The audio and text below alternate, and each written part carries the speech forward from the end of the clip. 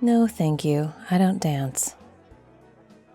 It's fine. Have a nice evening. No, I already have a drink. Thank you. Go about your evening. No, I don't need anything except to be left alone. Thank you, though. Oh, you're the one who broke into my shop. What are you doing here? Because I've never seen a common thief attend a ball before. But then, I suppose you're not a common thief, are you?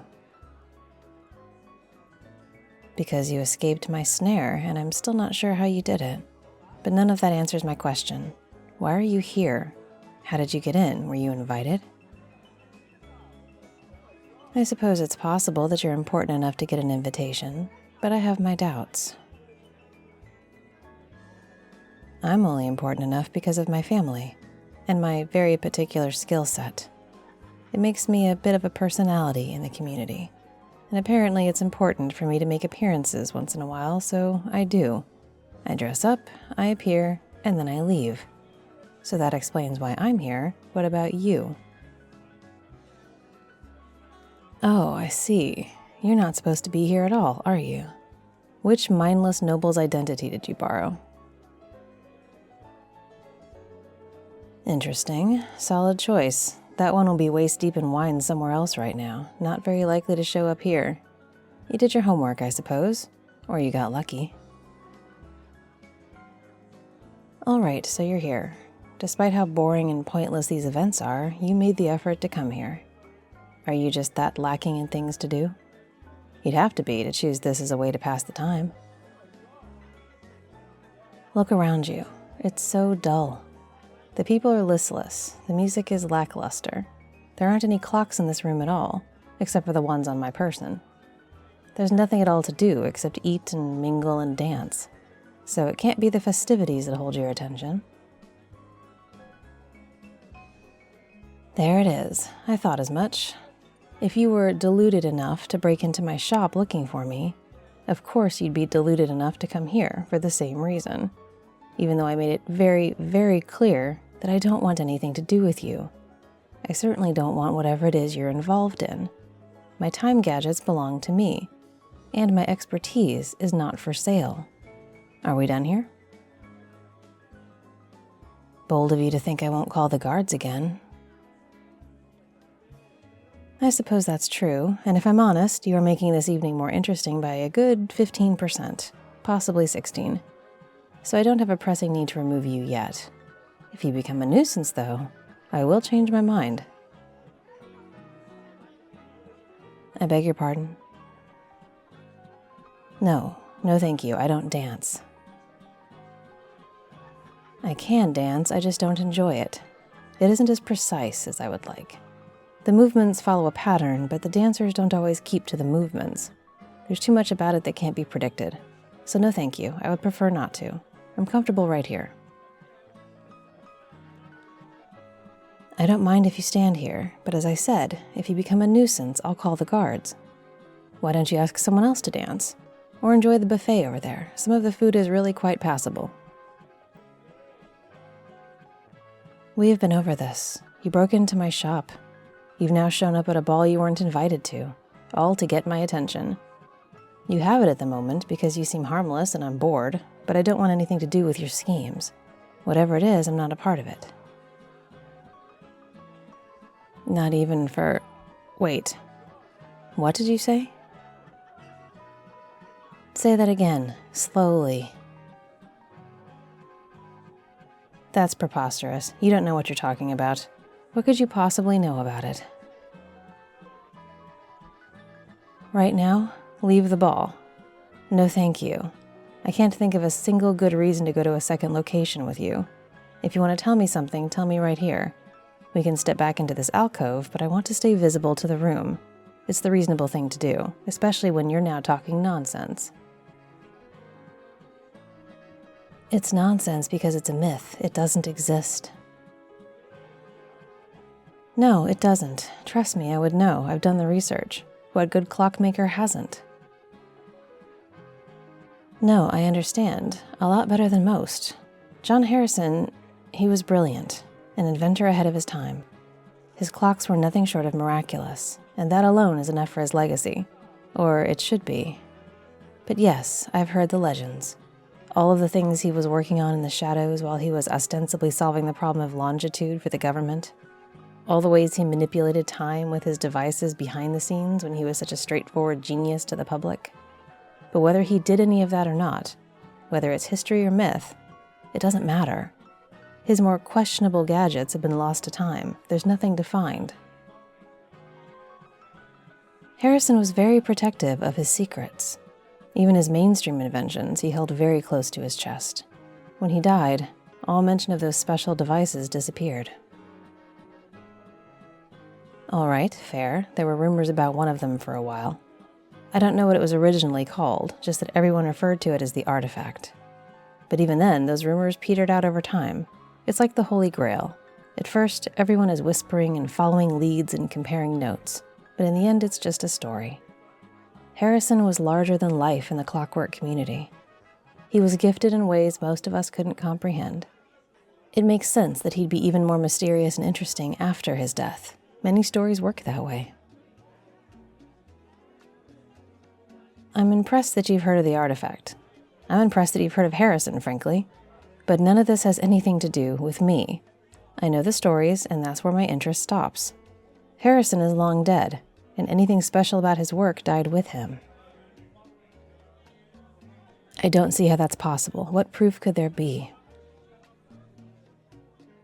Indeed. Show it to me. Show me this miraculous proof. Then how do I know it exists? Why wouldn't you bring it to show me? You had to know I'd want to see it. I need to examine things with my own eyes in order to validate them. I don't take people's word for things. It doesn't tend to work out. Here. What reasonable security risk could be here? Are there others who know about it and would also know that you're here under an assumed name? Are you being followed, tracked for what you have? Because if not, if you're just here, drawing no attention and doing nothing suspicious, why would there be a risk in bringing something valuable with you? Especially something small and easy to conceal. It would probably be safer than leaving it someplace else where you can't keep an eye on it. You don't seem to follow logic very often. If you don't have this proof on you, then we're at an impasse. I don't have any interest in old stories. And if you have more than stories to share, you should have brought it with you. I've already said I won't be going anywhere with you. Not even to see this special proof of yours. Proof of something that probably never existed. What's the point in that? I think it's time we part ways, thief. Go back to the ball. Have a delightful time. I've had just about enough frivolity for the day. Oh? Of course you have another ace up your sleeve. Do tell. What is it that you think will make me interested? Are you? By blood? So he was like a great-great-uncle or something of that sort. A cousin 5 times removed. Again, do you have any proof? Because anyone can claim to be descended from geniuses, but without proof it means nothing. What evidence is there that you're related to him? For once you have my attention. That does appear to be his ring. Of course I know about it. I know the tiny movements inside of it. The things that only people in watchmaking circles know about. And I know that he left it to family. It was never reported lost, so the presumption is that it's still with family. Unless you stole it. True, to the untrained eye it doesn't look like much. If a thief were to break in somewhere and find it, I imagine he'd leave it behind in favor of flashier jewels. And again, I've never heard of it being stolen. So, all right, I'll concede the point. I will allow that you might well be his descendant. That still doesn't mean anything in the grand scheme of things. If you really do have the access you say you have, if you really have information about the artifact, proof that it existed, or how to find it, or whatever it is you claim to have, then we're back to the very first question. Why me? What on earth do you need my help with? You must have some knowledge of how these things work. You might not be at the level of Harrison himself, but you share his blood. You clearly know a thing or two, perhaps more than you let on. And you did escape my time snare, so you can't pretend ignorance of the workings of this world. I concede that I am definitely better at it than you, but it's my work. Your work is... I don't even know what you do for a living, other than breaking into shops. But if I'm the only one making clocks between the two of us, then of course I'm more adept at it than you. That doesn't mean you need my help. Just because my name is bandied about in certain circles doesn't mean I'm going to help you. Yes, I'm an expert, talented in things most people can't do. I've worked hard to get where I am, and I have a knack for it. But I doubt you need my skills that badly. Aren't there other clockmakers you can pester? Someone with lesser skills than me could still be useful to you, if you need that level of expertise. You can hire one of my competitors. Goodness knows they don't have much to do, judging by the subpar clocks they put out. It's one thing to want the best, it's another to get it. I don't see why you think I'll help you. So far, all you've established is that you're possibly related to Harrison himself, and you have some sort of proof stashed somewhere that his mythical artifact exists. Do you hear how vague that is? None of that is much to go on. I don't see how it would matter, but tell me, what would you pay me for my help? That's hardly... Really, like what? Full access to all of his workspaces. For how long? I do have an interest, yes, who wouldn't? Let me think on this. I need to decide whether I believe the things you're saying, and I need to do my own research to try to verify your claims. If I decide that you are who you say you are, then I might be willing to at least consider it. But I will have terms. Indeed, strict ones. And for now you have to leave me alone. Don't come back to my shop, don't break in after hours, and don't find me in public. Leave me be. That's my first term. Do you agree? Good. In that case, I'll be going now. I have some work to do. If you'd like to bring that proof around for me to examine, you can leave it in a box on my porch. Label it to me from the thief.